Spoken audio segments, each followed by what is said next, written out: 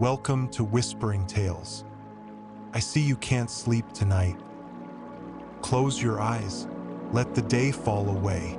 Let the silence settle like dust on ancient stone. Tonight you are not here. You are far away, in a time before memory, in a world shaped by gods and men, where cities rise from the sand and dreams are written on tablets of clay. This is the world of Gilgamesh, and tonight it welcomes you. You arrive in a land of sand and silence, where the stars glow brighter and the night air is warm and sweet. This is the ancient world, and before you, bathed in moonlight, stands the city of Uruk. Uruk sleeps beneath the stars. Its high walls shimmer silver in the moonlight. Streets of smooth stone stretch between quiet courtyards. Palm trees sway gently in the night breeze. Lamps flicker in clay windows, but most are dark now. The people of Uruk have gone to sleep. The city is still, peaceful, wrapped in a blanket of stars. But in the heart of the palace, at the center of all things, a king is awake.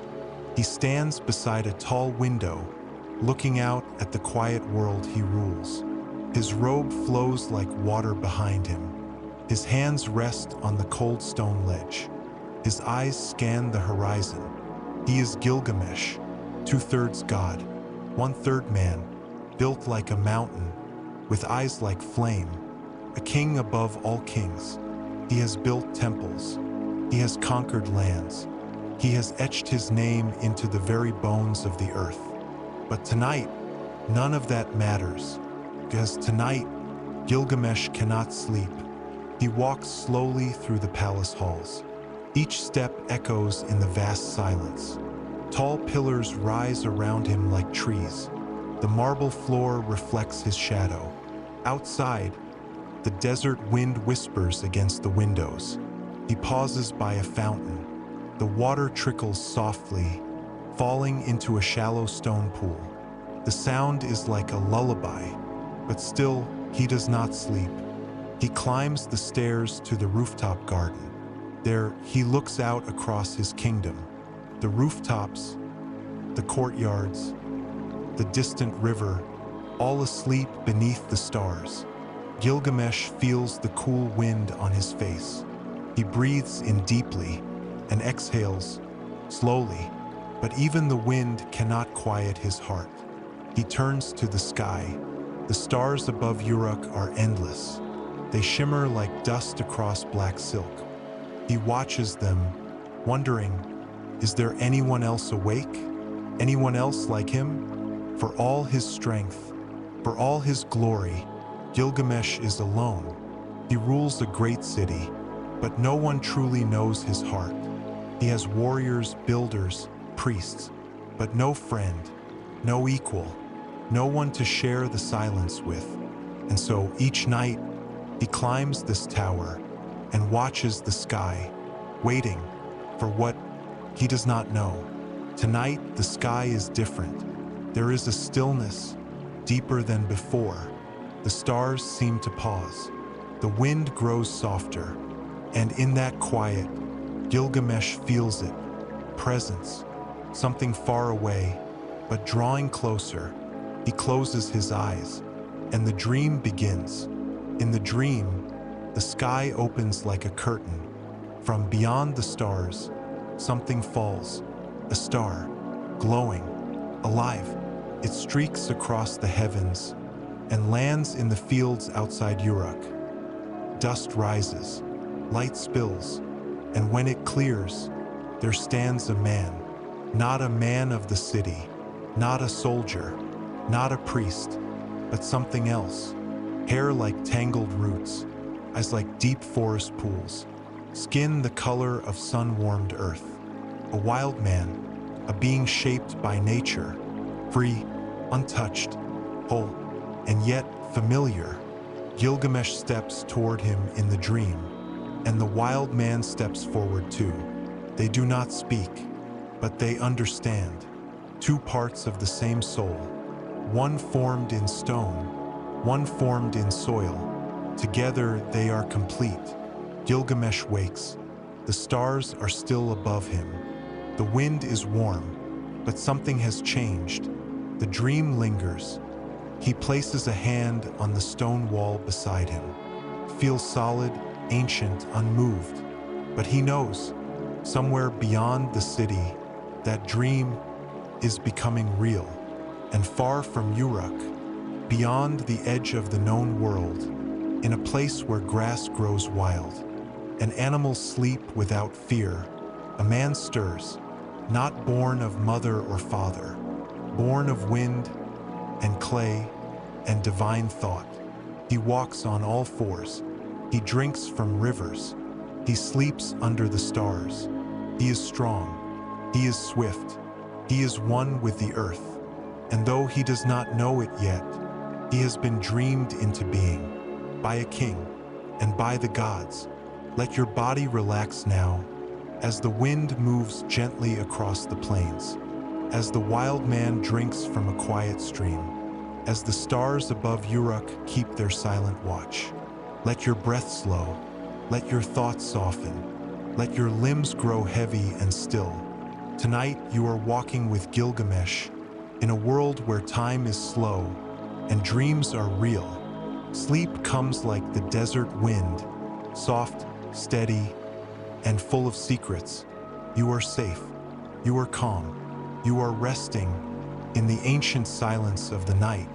Take a slow, deep breath now. Let it fill your chest. Then release it, letting all tension melt away. Imagine now, you are far from the palace of Uruk, far from the city of stone and marble. You are in a land untouched by men. A land where the earth breathes freely, where the trees stretch high, and the wind sings through the grass. The night here is quiet. The stars are close, their light soft, as if they too are resting. In this stillness, a figure stirs. This is Enkidu. He does not yet know his name, but the earth knows him. The river knows him. The animals know him. Enkidu is a wild man. His hair is thick, his body covered in the scent of earth and forest. His skin is the color of rich soil, and his eyes gleam like the pools in the deepest forests. He moves like a shadow, silent and swift. He is not part of the world of cities, nor of men. He runs with the gazelles, leaps with the deer. His feet leave no marks in the soft earth. He drinks from the river, his hands cupping the cool water. The animals do not fear him. He walks among them as one of their own. He knows their songs, their movements, their ways. The land whispers to him.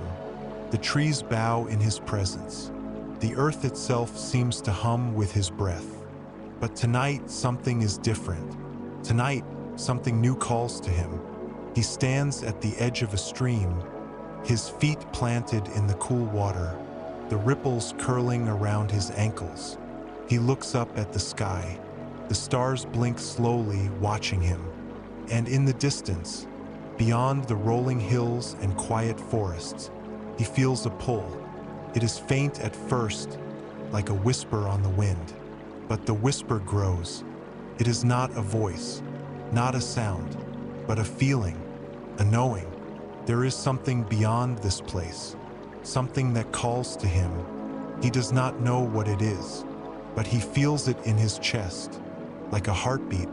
And so, without a thought, Enkidu begins to move. He walks through the trees, his feet sure and silent on the soft ground. The moon casts a silver glow, and the shadows dance with him. As he walks, he sees the creatures of the night, the owls, the foxes, the wolves. They do not move to hide from him. They simply watch. Enkidu walks on, the soft sound of his steps the only noise. His eyes are fixed ahead, and the world seems to open up before him. The wind stirs, a soft breeze pushing through the leaves. Feels like a voice calling him forward, calling him into the unknown. The path he walks is long, but it is not a road that can be seen. It is a path of feeling, a path of instinct, a path that calls to him from somewhere deep inside.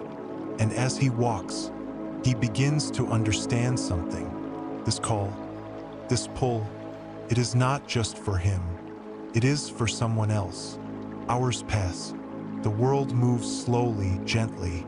Finally, as dawn's first light touches the sky, Enkidu comes to a place where the trees part, and before him lies a vast open plain.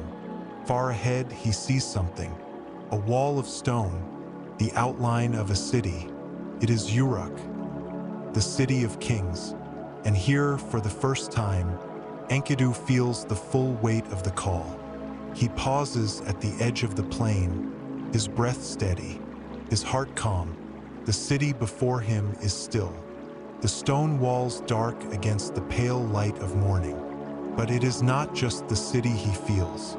It is something more, something waiting, something that has been waiting for him. And so, Enkidu stands at the edge of Uruk, the wild land behind him, the city of stone ahead of him. He is not yet ready for what awaits, but he knows now that he must go forward, not as a creature of the wild, but as something more. He takes one last look at the open plains, at the trees and the rivers, at the animals who watch him, and then, with slow, steady steps, he moves toward Uruk, the city, and the destiny that calls him. Let yourself settle into the stillness now. As Enkidu walks toward the city, let your mind drift gently like the river, flowing quietly with the wind. Feel the cool air. Feel the soft earth beneath your feet. Let everything fade into the silence. Breathe in deeply and breathe out slowly. As the journey continues, the day is quiet. The world is at rest. Sleep comes as it should. Soft, peaceful, endless. Take a moment to breathe deeply. Let your breath slow. Feel the air moving gently in and out of your lungs. With each breath, let yourself relax further, deeper and deeper into stillness. Now imagine that you are standing in the heart of Uruk, the city of kings, the city of stone, the city where the wind whispers through the tall walls. It is early morning. The sky is pale, brushed with soft hues of gold and purple. The city stirs with life, but the streets are still cool from the night. In the distance, you hear the gentle hum of workers, the soft murmur of voices, the sound of metal against stone. This is Uruk, a place of wonders, a place of dreams. And in the heart of this city, the king stands waiting, Gilgamesh. Gilgamesh is not in the palace this morning. Instead, he stands in the center of Uruk, at the edge of the great courtyard. His eyes are fixed on the horizon, where the sunlight begins to stretch across the city, bathing everything in a golden glow. He is not just a king today, he is something more. His heart is restless. A deep longing pulls at him, though he cannot name it. For weeks he has felt it, this emptiness, this thirst for something he cannot touch. No amount of stone or treasure, no victory or conquest has filled it. And so today he stands in the open air, letting the city wash over him, letting the energy of his people surround him.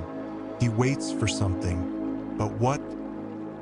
And then there is a sound, not from the marketplace, not from the people of the city, a sound from outside, from beyond the walls, a sound like thunder in the distance, a rush of air, like the wind before a storm. Gilgamesh turns, his eyes narrow as he watches. The gates of Uruk open, and through them walks a figure, not a soldier, not a servant, but a wild man, Enkidu. Enkidu walks into the city like a storm. His hair is wild, his body powerful and free. His eyes are bright, filled with the wisdom of the earth. and his movements are those of one who has never known stone or rule. The people of Uruk pause. They stop their work. They gaze in wonder, in fear, in awe. Enkidu walks steadily through the streets, unbothered by their gazes, unaware of their whispers. He feels only the pull of something he cannot name. He comes to the heart of the city, where Gilgamesh waits, and in that moment, they see each other, two beings from different worlds, two parts of something greater, one forged by the gods, one shaped by the earth. Gilgamesh steps forward, his eyes locked on Enkidu. For a moment, the world holds its breath, and then, without warning, Gilgamesh strides forward and grabs Enkidu by the arm. Enkidu's eyes flash with surprise. His body tenses, ready for a fight. He is not a creature of cities, not one to be ruled or controlled. But Gilgamesh is a king, and his strength is like a storm. He pulls Enkidu toward him. They struggle for a moment, the wild man and the king, both strong, both proud. But then, in an instant, Gilgamesh stops. He steps back, and Enkidu, his body still tense, realizes the truth. Gilgamesh is not his enemy. He is not here to subdue or conquer. No, Gilgamesh is here to understand. And slowly, the wild man's anger fades, and the king's strength softens. They stand face to face, two beings, one made of the earth, one made of the gods. And in that moment, they both understand. Gilgamesh smiles.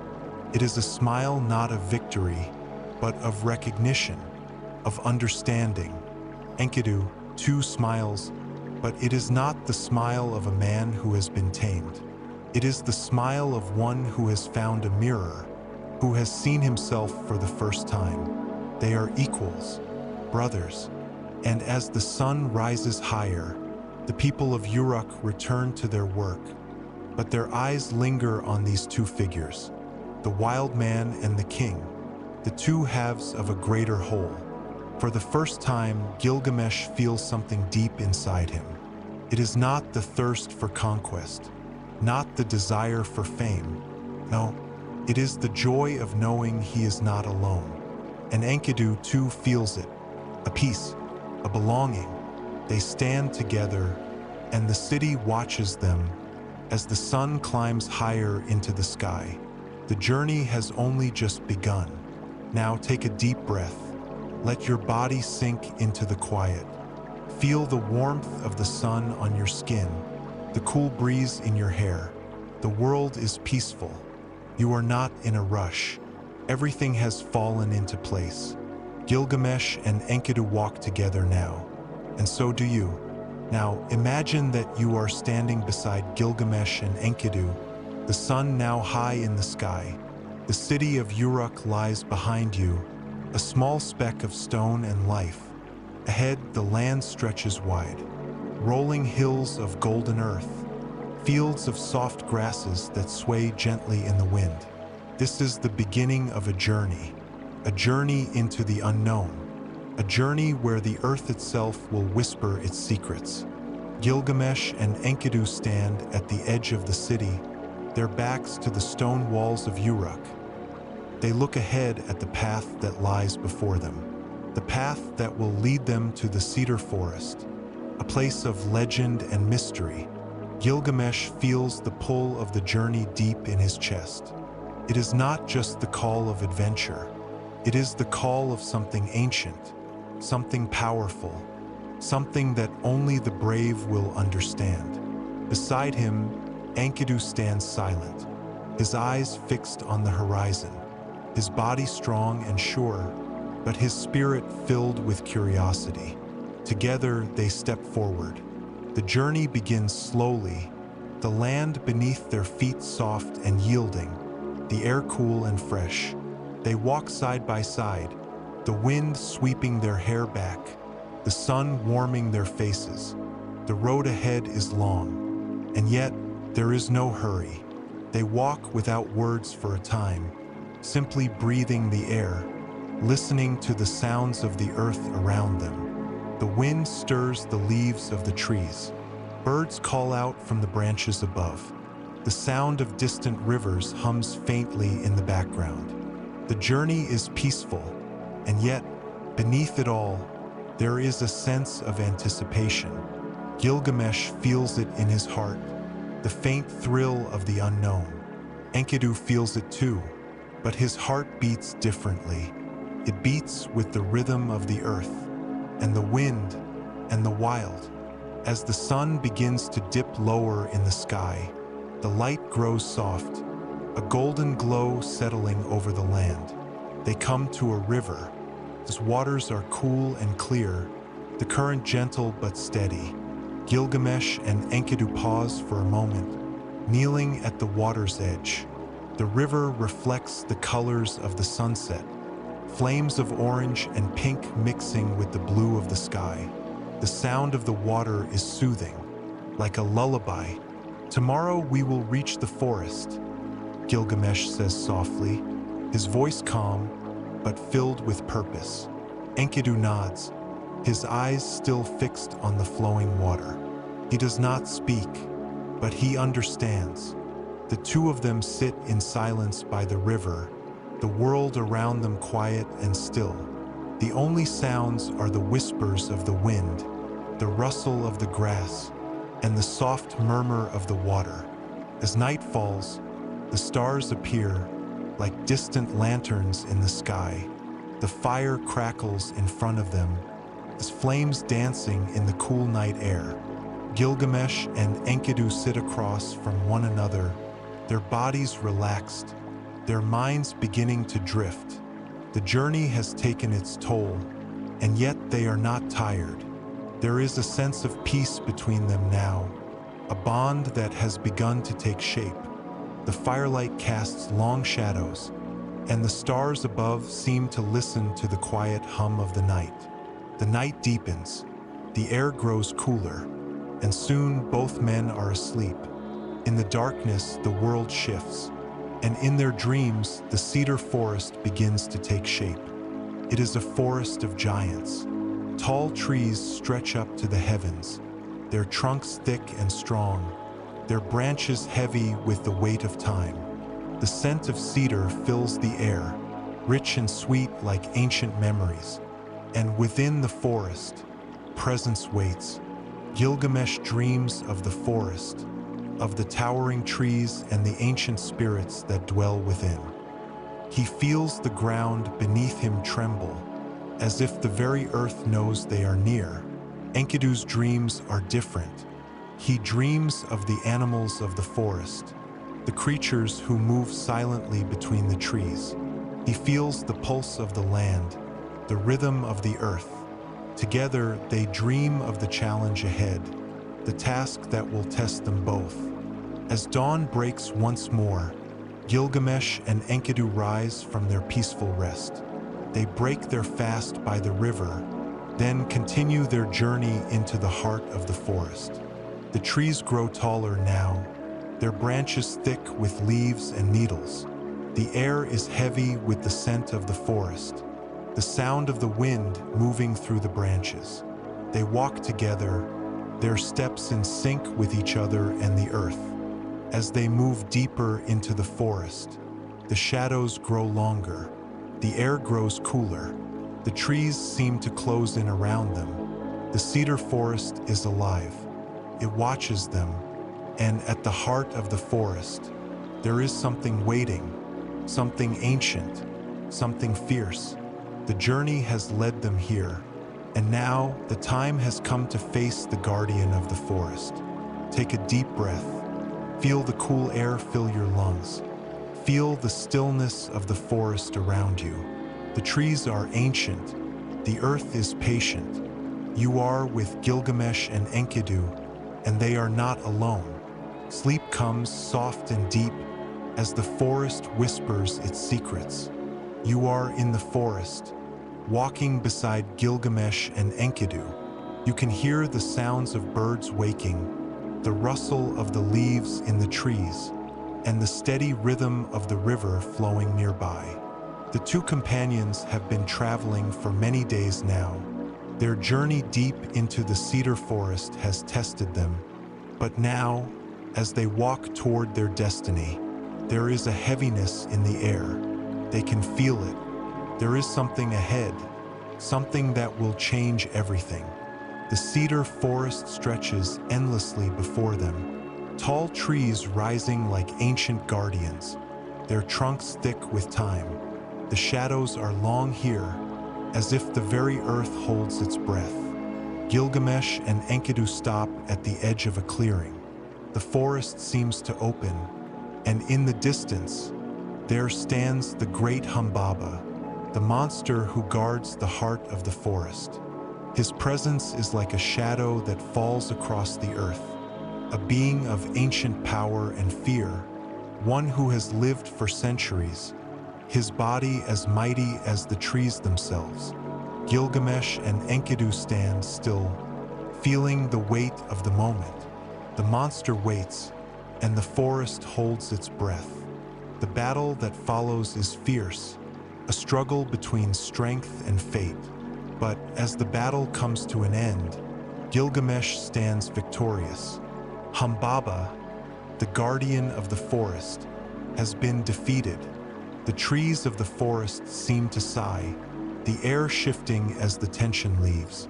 But something else lingers, something heavier, something that cannot be defeated by strength alone. Gilgamesh and Enkidu look at each other, the silence between them deepening. They have achieved their victory, but they both feel it now, the shadow of death. As they return from the forest, the weight of what they have done follows them. It is not the victory over Humbaba that troubles them. It is the thought of the unknown, the thing that waits beyond the horizon. They walk through the quiet, the air filled with the scent of cedar and earth. The world seems to stretch endlessly before them, but it feels different now. The light no longer seems as bright. The shadows grow longer. Gilgamesh cannot stop thinking of the question, what happens after? And Enkidu, who once ran with the animals and slept beneath the stars, feels it too, the pull of something beyond the world of the living. One evening, as the fire crackles before them, Gilgamesh speaks.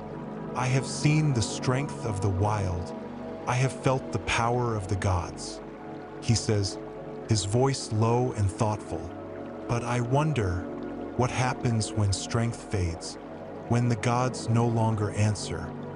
Enkidu sits beside him, his eyes soft in the flickering firelight. You fear death, Enkidu says, his voice calm, but heavy with understanding. Gilgamesh nods, feeling a weight settle deep in his chest. Yes, he whispers, I fear it. And in that moment, Gilgamesh realizes something, that even the greatest kings, even those who have conquered the world, must one day face the silence that comes with death.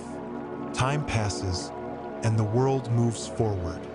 Gilgamesh and Enkidu continue to travel, their bond growing deeper, but the question remains, what is immortality? What is life when it must one day end?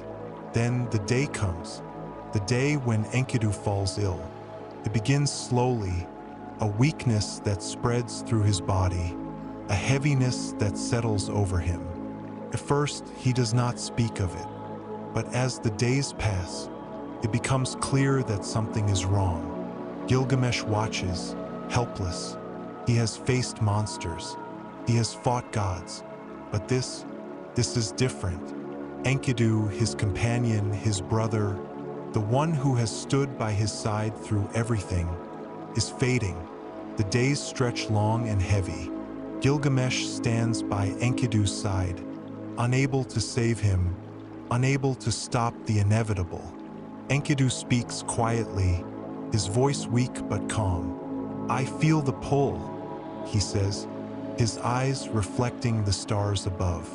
Gilgamesh kneels beside him, his heart breaking with each word. "I am sorry, my friend," Gilgamesh whispers. "You have given everything, and now the earth calls you back." Enkidu smiles faintly, his breath shallow. "The earth does not forget," he says softly. "It is where we come from and where we return." Gilgamesh feels the weight of those words, and something inside him shifts.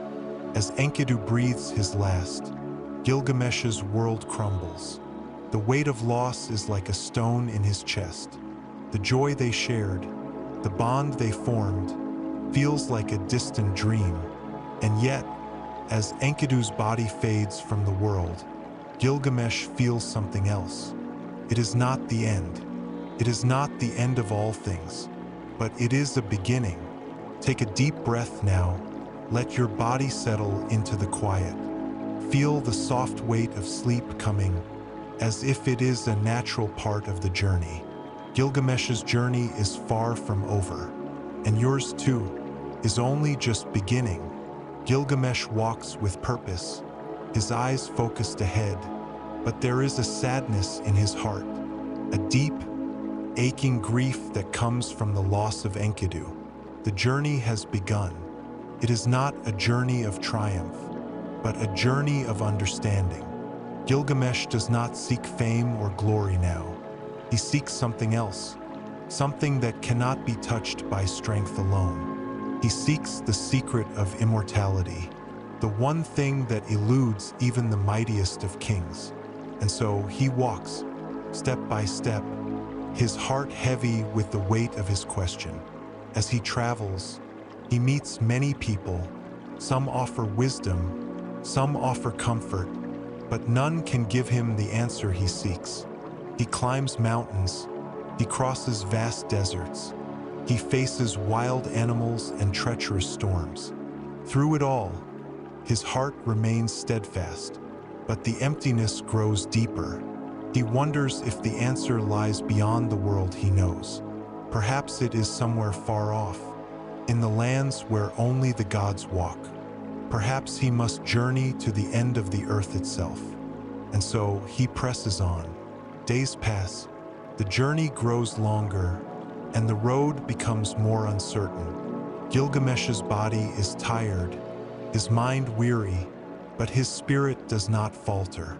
He knows there is something waiting for him, something he must discover. Finally, after what seems like an eternity, Gilgamesh arrives at the edge of a great, still sea. The water stretches far beyond the horizon, endless and calm, as if it holds the answers to all the questions in the world. And here, in this place, he meets a wise woman, a being who knows the secrets of the sea. "Who are you seeking?" she asks. Her voice is like the waves themselves, soft yet strong. "I seek Utnapishtim," Gilgamesh replies, his voice steady despite the uncertainty within him. The woman nods slowly. Utnapishtim is the one who holds the secret of immortality. But his road is not an easy one.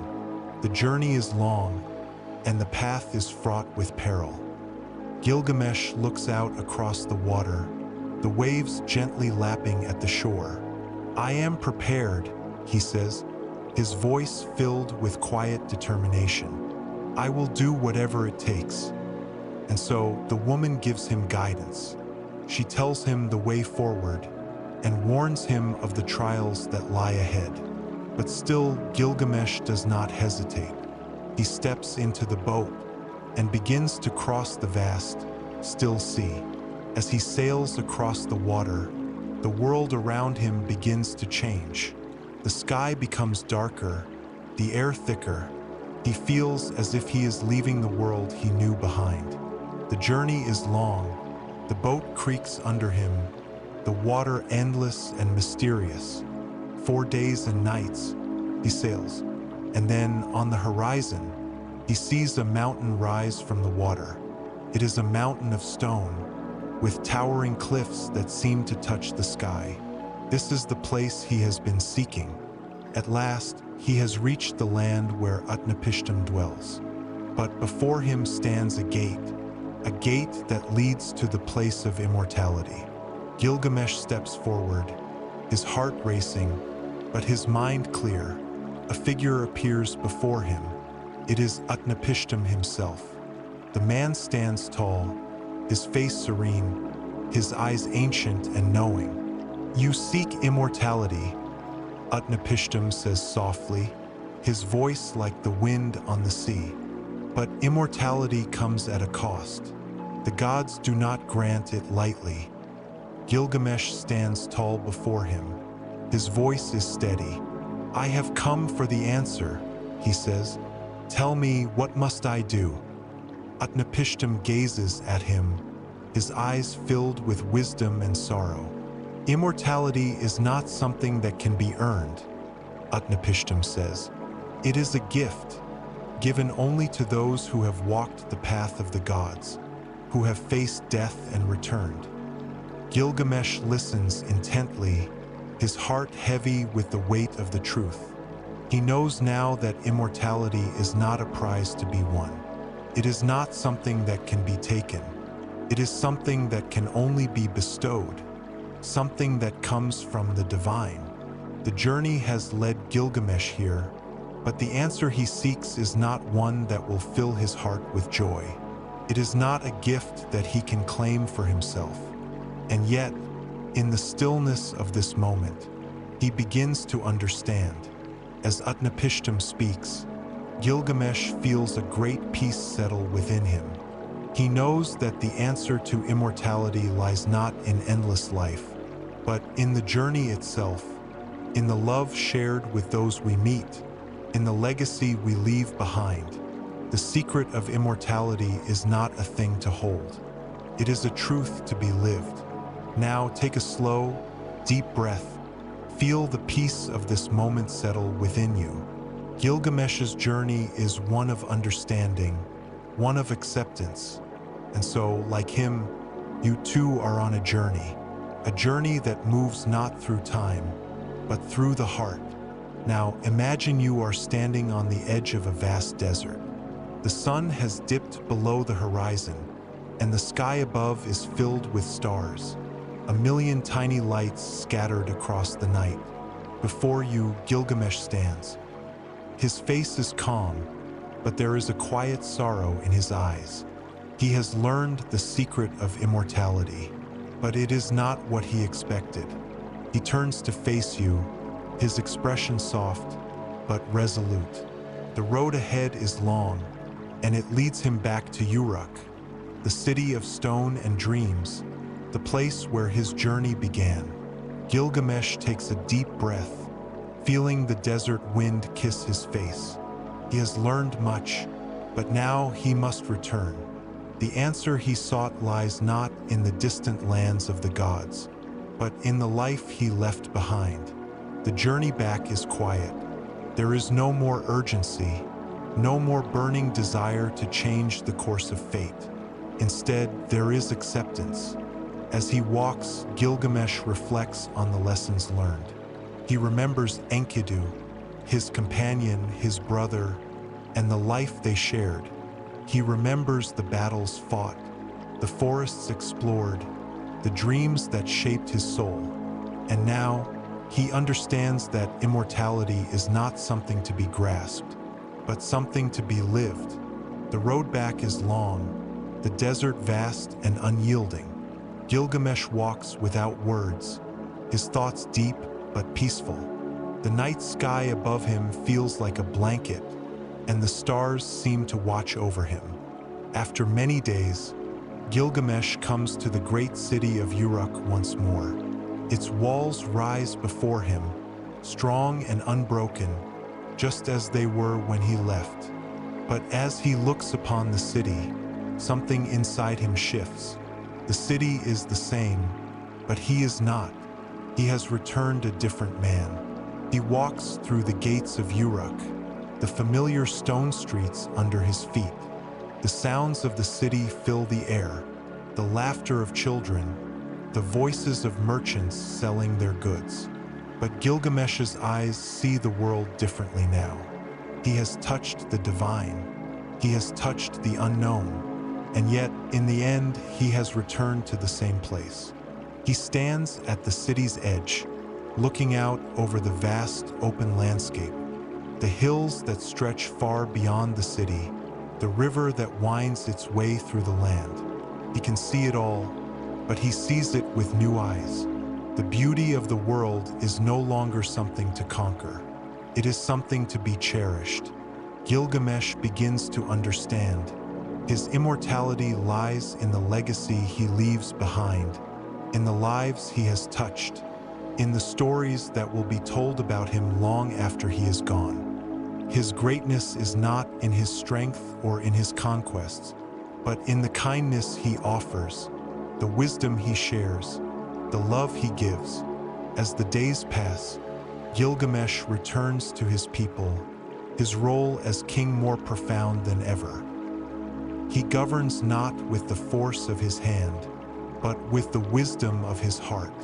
The city of Uruk flourishes under his rule, and he begins to see that the immortality he sought is woven into the very fabric of the world around him. The walls of Uruk stand as a testament to his life, the great structures he built, the beauty of the city itself, a reflection of his spirit. These things will remain long after he is gone, not as a monument to power, but as a reflection of love, wisdom, and courage. One evening, as the sun sets and the city quiets, Gilgamesh stands before the walls of Uruk. The last light of the day reflects off the stone, the shadows growing long. He looks up at the sky, the stars twinkling above him, and for a moment he is at peace. The questions that once consumed him, the fear of death, the longing for immortality, all of it has faded into the night. Gilgamesh understands now. Immortality is not about living forever. It is about living fully, about embracing the moments, the love, the challenges, and the quiet beauty of life. As the night deepens, Gilgamesh walks back into the city, his steps light, his heart full. The journey has ended, but the story lives on. Take a deep breath now. Feel the peace of the moment settle into your heart. The road that Gilgamesh has walked is now behind him, and the journey you are on continues to unfold. Let yourself rest here. Feel the quiet around you as the stars shine brightly overhead and the night whispers its timeless secrets. Now imagine yourself standing on the edge of a great city. The city of Uruk lies before you, its stone walls stretching high into the sky, the streets bustling with life, but the air is calm and still. You stand beside Gilgamesh, now older, wiser, and at peace. The city is his creation, the legacy he has built with his own hands, and now he sees it for what it truly is, a reflection of his life, a story woven through the walls, the streets, and the people. As the evening sun begins to set, the sky above is painted with shades of pink and gold, a warm, gentle light falling across the land. Gilgamesh gazes out over the city, his eyes soft, his heart full. He no longer seeks the impossible. He has found something far more valuable. The immortality he once sought is not found in endless days, but in the moments that matter, in the lives we touch, in the stories we leave behind. He knows now that his journey has been long, but every step has led him to this place, a place of understanding. Gilgamesh's legacy is not in the monuments he built, though they stand as proof of his strength, but in the love he gave to those around him, in the friendships he forged, in the wisdom he shared.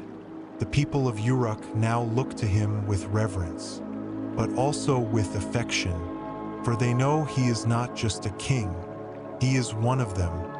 One evening, as the stars begin to twinkle in the sky, Gilgamesh sits with his people, the air cool and comforting.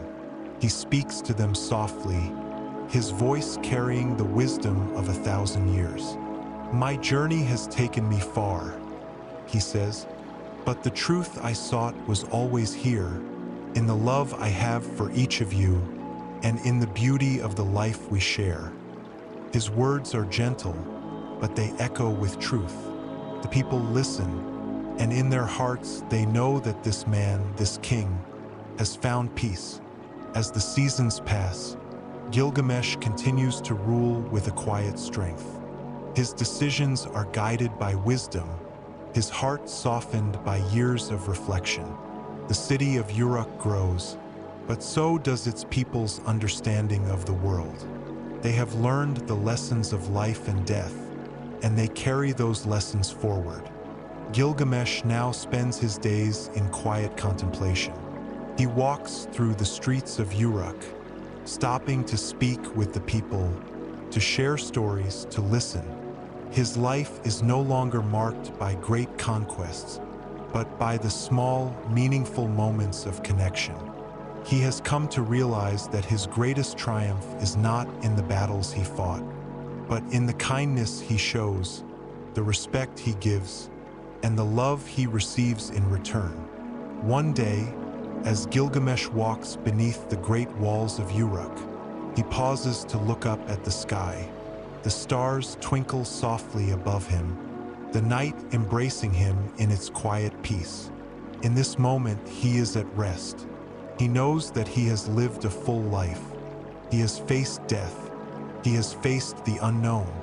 And he has come to understand that life is fleeting, but it is also beautiful. Gilgamesh smiles softly, a peaceful expression settling on his face. He knows that his story will live on, not just in the walls of Uruk, but in the hearts of those who have walked beside him. The legacy he leaves is not one of immortality, but one of love, courage, and wisdom, a legacy that will echo through the generations.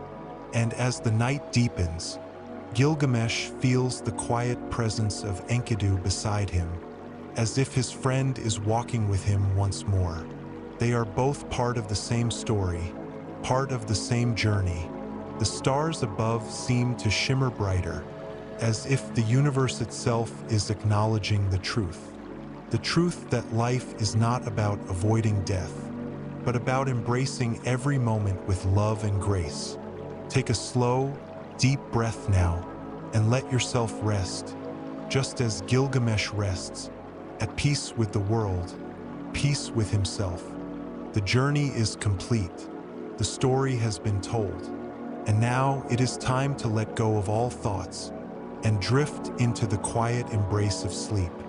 Take a slow, deep breath in and gently let it go. Feel the air fill your lungs, and then release any remaining tension from your body, letting your muscles relax completely. Now, imagine yourself surrounded by stillness, a quiet peace settling all around you. You are safe here, as if wrapped in the embrace of the night itself. Feel the weight of the world slip away, like leaves floating down a gentle stream, carried away by the current of time. In the distance, you can hear the soft whispers of the wind, the rustling of trees, and the rhythmic sound of a peaceful river flowing. This is the world Gilgamesh has returned to, the world of rest, of reflection, of deep understanding. Gilgamesh's journey has come to an end, and his legacy lives on in the hearts of his people. But now, in this quiet moment, he reflects not on what he did, but on who he became. The walls of Uruk stand tall, a symbol of his strength, but they are also a reflection of the wisdom he has gained, a wisdom born not of power, but of acceptance. His story, like the stars above, shines in the hearts of those who remember, a tale of courage, of love, of the lessons learned along the way. You are here, in this peaceful space, where time stretches gently and you are free to rest. Gilgamesh's journey was long, but it was a journey filled with meaning. Now, in the quiet of this moment, you too are part of the story. You, like Gilgamesh, are on your own journey, a journey of discovery, of growth, of finding peace in the unknown. The world around you is calm, and all that matters now is the stillness, the sense of being exactly where you need to be. There is no rush, no pressure, just a peaceful knowing that everything is as it should be. As the stars twinkle overhead, Gilgamesh's spirit is here with you, not in his strength, but in his quiet wisdom. He has found peace, and so can you. In this moment, let go of any thoughts, let go of any worries. There is no need to hold on to anything, for everything you need is already within you. Just breathe and allow the peace to settle deeper with every breath. The journey, like all journeys, has a beginning and an end. And now, as you rest, you are at the end of this part of the journey. But it is not a goodbye. It is a gentle pause, a moment of peace before the next step, before the next adventure.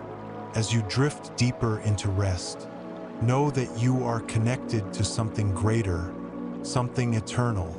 Like Gilgamesh, you too are part of the cycle of life, a cycle that is not about escaping death, but about living fully, loving deeply, and finding meaning in each moment.